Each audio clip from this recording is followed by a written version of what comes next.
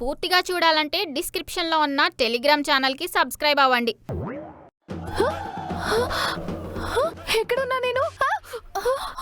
అసలు ఏమైంది? కళ్ళు తిరిగి పడిపోతే హాస్పిటల్కి తీసుకొచ్చామమ్మా. నేనెప్పుడు కళ్ళు తిరిగి పడిపోయా? ఆయనతో మనోహరి పెళ్ళి అయిపోయిందా నాన్న? చెప్పండి, అయిపోయిందా ఆగిపోయిందా? జరిగిపోయింది కదమ్మా. పిల్లలకి ఇచ్చిన మాట నిలబెట్టుకోలేకపోయానే. ఇప్పుడు మనోహరి పిల్లల్ని ఏం చేసుకుందో ఏంటో. ఏమైంది దీనికి? ఆ మనోహరిని తప్పించి అందరినీ మోసం చేసి మరీ పెళ్లి చేసుకుని ఇప్పుడు పెళ్ళైందని తెగ బాధపడిపోతుందేంటి? అసలు ఏమైందే నీకు? ఎందుకు ఇట్లా చేస్తున్నావు? దిమాగ్ ఇట్లా ఖరాబ్ అయింది. నేను మనోహరితో ఛాలెంజ్ చేసి ఓడిపోయింది పిన్ని చెప్పేసినట్టుంది. అంటే అదే పసిపిల్లలు కష్టాల్లో ఉంటే చూడలేక అలా చేసేసాని. అవ్వా, నువ్వు ఒక పెద్ద మదర్ తెరీసావి అనాథ పిల్లల్ని ఆదుకోవడానికి ఆదరించడానికి మదర్ తెరీసానే అవ్వాలా పిన్ని? మంచి మనసుంటే సరిపోదా? అమ్మో అమ్మో, ఈ టైంలో సూక్తులు చెప్తుందండో. నువ్వు నరుబై. అలా ఎలా జరిగిందో అర్థం కావడం లేదమ్మా. పెళ్లి జరగాలని ఆ దేవుడే రాసుంటే మనం మాత్రం ఏం చేయగలం నాన్న? దేవుడెక్కడ రాశాడు? నువ్వే బలవంతంగా రాసుకున్నావు. నేను రాయడం ఏంటి పిన్ని? ఎవరు ఎవరికి అనేది ముందే రాసి పెట్టుంటుంది. అలా జరగాలని రాసి పెట్టుంది, అలా జరిగింది.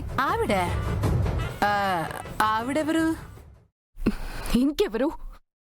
మనోహరికి. అంటే జరిగిన దాంట్లో నీ ప్రమేయం ఏమీ లేదంటావా? ఆ పెళ్లి జరగడంలో నా ప్రమేయం ఏముంటుంది పిన్ని? అయ్య బాబు, పెళ్ళవ్వకూడదనే కదా చివరి దాకా ప్రయత్నించా. ఆపడానికి ప్రయత్నించడం ఏంటమ్మా? నువ్వేం మాట్లాడుతున్నావో మాకు ఏమీ అర్థం కావడం లేదు. ఇందాకటి నుంచి నాకు కూడా మీరు మాట్లాడేది అర్థం కావట్లేదు నాన్న. ఇప్పుడు నాకు మొత్తం అర్థమైంది అంకుల్. బాగి, ఇప్పుడు నువ్వు ఎవరి పెళ్లి గురించి మాట్లాడుతున్నావు? ఇంకెవరి పెళ్లి గురించే? అమర్ గారు అండ్ మనోహరి పెళ్లి గురించి. అది అంకుల్ మ్యాటర్. మన బాగికి దిమాగ్ మొత్తం ఖరాబ్ అయిపోయింది. నా మైండ్ పనిచేయకపోవడం ఏంటే? లేకుంటే నీకు అమరేంద్ర గారికి పెళ్ళైతే గా మనోహరితో పెళ్ళైందంటావు? నాకు ఆయనకి పెళ్ళైందా? బుర్ర పంచైనది నాకు కాదే, నీకు. ఇన్ఫాక్ట్ పిచ్చి పట్టింది. అయితే నీకు పెళ్లి కాలేదంటావు. అందులో నీకు మళ్ళీ డౌట్ ఎందుకు వచ్చింది? అసలు ఆయనకి నాకు ఎందుకని? ఆగు, ఆ పెళ్లి కాకుంటే మరి నీ మెడలో ఉన్నదేంటే? నా మెడలో కాదు, దాన్నే తాళి అంటారు. పెండ్లైతేనే వేసుకుంటారు. ఇప్పుడు చెప్పు, మండపంలో పెళ్లి ఎవరికయింది? అంటే అంటే అంటే హే అమ్మ బాగి, బాగి, బాగి, బాగి, ఏమైందే? డాక్టర్, అమ్మ, డాక్టర్, అమ్మ బాగి. బాగి. పెళ్లి మండపానికి పోయి పెళ్లి కూతుర్ని సైడ్ చేసి మెళ్ళో తాళి కట్టించుకుని ఒక తుఫానుని సృష్టించి ఉన్నట్టుండి కళ్ళు తిరిగి పడిపోయి ఇప్పుడు లేచి మెడలో తాళుందని మళ్ళీ కళ్ళు తిరిగి పడిపోయింది. అసలు ఇక్కడ ఏం జరుగుతుంది? ఏనొకరు నా ప్రాణానికి ప్రాణం లేదు కదా, నా ఆత్మకి. ఇన్ని రోజులు నేను రాను అంటే తీసుకుపోతా అన్నారు. ఇప్పుడు తీసుకుపోండి అంటే పోను అంటున్నారు. పంతులు గారు ఇప్పుడు వస్తున్నారేంటి? గుప్తా గారు, పంతులు గారు వచ్చారేంటి? పెళ్ళి అయిపోయింది కదా. సంభావన కొరకు అయ్యి ఉండవచ్చు. ఇప్పటి వరకు సంభావన తీసుకోకుండా ఎందుకుంటారండి? ఇంకో మాట చెప్పండి. ఇంకొక మాట చెప్పవలనా? అసలు ఈ వివాహము ఎటులో జరిగినదోనని రెండు కుటుంబాల వారు వారి వారి శిరస్సులకు శిరోభారము పెంచుకుని ఆలోచించుచుండగా నీవేమో ఇచ్చట నాతో ఇంకొక మాట చెప్పండి అని అడుచుంటివి. కబుర్లు కాదు గుప్తా గారు, ఇప్పుడు జరుగుతున్న తతంగమంతా ఇలాంటి పూజారులు మొదలుపెట్టిందే. మధ్యమున ఆ పూజారులు ఏమి చేసి నేను చనిపోగానే ఆయనకి మళ్ళీ కళ్యాణ గడియలున్నాయి అని మా అత్తయ్య మావయ్య మనసులో విత్తనం నాటింది ఇలాంటి ఒక పూజారే. ఇప్పుడు ఆ విత్తనమే మహావృక్షమైంది. అయినచో మరల ఇప్పుడు ఏ విత్తనము నాటుటకు వచ్చేనో తెలుసుకొనుటకు నీ ఆత్రము. మరింకెందుకు ఆలస్యము? మనము మన రెగ్యులర్ స్పాట్ కి అచ్చటకే పోయేదము. నడువుము. ఏమైందయ్యా? అర్జెంటుగా రమ్మని కబురు పంపించారు. కూర్చోండి పంతులు గారు. అబ్బాయి పెళ్లి బాగానే జరిగింది కదా?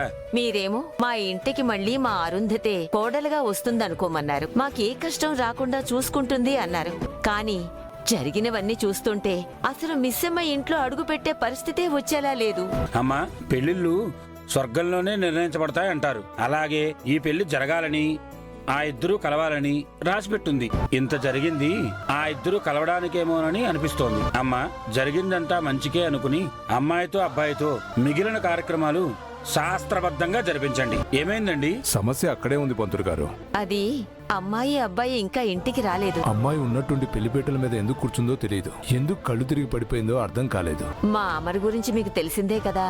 అబద్ధాన్ని గాని మోసాన్ని గాని సహించలేడు. ఇంతకీ అమ్మాయి హాస్పిటల్ నుంచి వచ్చిందా? లేదు, అమ్మాయి ఇంకా హాస్పిటల్లోనే ఉంది. అమర్ ఇప్పుడు ఎక్కడున్నాడో కూడా తెలియదు. అదేంటండి? వాళ్ళంటే చిన్నపిల్లలు, శాస్త్రాలు తెలియవు. అన్నీ తెలిసి మీరెలా సైలెంట్ గా ఉన్నారు? సూర్యుడు గూటికి చేరకముందే కొత్త దంపతులు గూటికి చేరడం మన సాంప్రదాయం. 7 తర్వాత వర్జం వస్తుంది. ఆ లోపు అమ్మాయి ఇంట్లోకొచ్చి దీపం వెలిగించి దంపతులిద్దరూ మీ ఇంటి దేవుడి దగ్గర ఆశీర్వాదం తీసుకోవాలి. అయ్యో, ఇప్పుడు వాళ్ళిద్దరున్న పరిస్థితిలో ఇవన్నీ చేయడం అంటే కష్టమవుతుంది పంతులు గారు. అందుకే ఏం చేయాలో తెలియక మిమ్మల్ని పిలిపించాం. చర్యకు ప్రతిచర్య ఉన్నట్టు ప్రతి అపచారానికి ఒక కీడుంటుంది. దాన్నే మనం కర్మ అని అంటాం. నచ్చి చేసుకున్నా, నచ్చకుండా చేసుకున్నా, తెలియకుండా తాళి కట్టినా ఇద్దరి మధ్య బంధం ఏర్పడింది. పంచభూతాల సాక్షిగా ఇద్దరి జీవితాలు ముడిపడిపోయాయి. కడదాగా కలిసి నడవడం తప్ప వేరే మార్గం ఏదీ లేదు.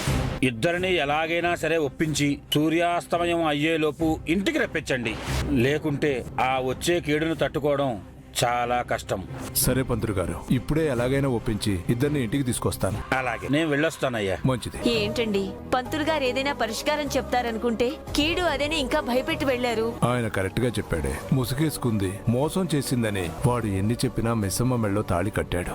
చివరి దాకా చెయ్యి వదలని ప్రమాణం చేశాడు. పంతులు గారు చెప్పినట్టు ఇద్దరికి మంచి జరగాలంటే ఇద్దరిని ఇప్పుడు వెంటనే ఇంటికి తీసుకురావాలి. ఎలా అండి? నేను మిస్సమ్మ దగ్గరికి వెళ్లి ఎలాగైనా తీసుకుని వస్తాను. నువ్వు అమర్ దగ్గరికి వెళ్లి వాడిని ఒప్పించి తీసుకునిరా. ఒక్క నిమిషం అండి. అంటే అమ్మాయి కదా, మీతో సరిగా మాట్లాడలేదనుకుంటా. మీరు అమర్ని తీసుకురండి, నేను మిస్సమ్మని తీసుకొస్తాను. ఇప్పుడు అమర్కున్న కోపానికి నేను వెళ్లి వాడితో మాట్లాడలేనే. నువ్వు అమర్ దగ్గరికి వెళ్తున్నావు, నేను మిస్సమ్మ దగ్గరికి వెళ్తున్నాను, అంతే. నువ్వేం చెప్పకు, నేను వెళ్తున్నాను. ఏమండి, రాతోడికి ఫోన్ చేసి అమర్ ఎక్కడున్నాడో కనుక్కోవాలి. నీవు చేసిన పనికి ఆ పెద్దవారు ఎటుల పరిగెత్తుచుంటిరో చూసితివా? దానికే గుర్తు లేకుండా అసలు తాళెలా కట్టించుకుంది ఇది? జరిగింది జరుగుతున్నది వింతనుకోవాలా, దైవ నిర్ణయం అనుకోవాలా? ఇది చెప్తుంది చూస్తుంటే నిజమే అనిపిస్తుంది, కానీ చెప్పేది వింటుంటే నమ్మబుద్ధి అవటం లేదు. ఏం చేయాలి? ఈ విషయంగా నీ మనోహర్కి చెప్తే నేను కావాలని చెప్తున్నాను నా ప్రాణం తీస్తుందేమో. అమ్మో. డాక్టర్ స్పృహలోకి వచ్చింది, మీరెళ్ళి చూడొచ్చు. Okay doctor. ఇగో పోరి, ఇంకోసారి ఇలా కళ్ళు తిరిగి గనక పడిపోతే మంచిగుండదు. నీ మెళ్ళో తాళుంది, అది ఆ మిలిటరీ ఆయన కట్టింది. ఏ కరుణ, నిజం చెప్పు. ఇదంతా నువ్వు చేస్తున్న ఫ్రాంక్ కదా? ఏమైందా నీకు? చిప్పు గిట్లా మిస్ప్లేస్ అయిపోయిందా? ఎందుకు గిట్లా పాగల్ దాని లెక్క బిహేవ్ చేస్తున్నావు? ఇంట్లో ఉన్న నన్ను సడన్ గా మెడలో ఉన్న తాళితో పాటు హాస్పిటల్లో పడుకోబెట్టి పెళ్ళైపోయింది ఆ మిలిటరీ ఆయన కట్టాడు అంటే నేను ఎలా నమ్మాలి? ఎందుకు నమ్మాలి? అమ్మా బాగి, జరిగింది నీకెందుకు గుర్తులేదో నాకు తెలియదు, కానీ జరిగింది మాత్రం అదేనమ్మా. ఏ పోరి, ఏందే మేవేతో నీకు మత్తు మందిచ్చి మెళ్ళో తాళి కట్టించినట్టు అలా చేస్తున్నావు? నీ అంతటా నువ్వే పోయి తాళి కట్టించుకున్నావు. చూడు బాగి, నేను చెప్తా, క్లియర్ గా విను. అర్థమైందా? అసలేం జరిగిందంటే ఇప్పటికైనా అర్థమైందా? కాలే, నాకు అర్థమైంది. నీకు దిమాగ్ పూరా ఖరాబ్ అయింది బాగి. బాగి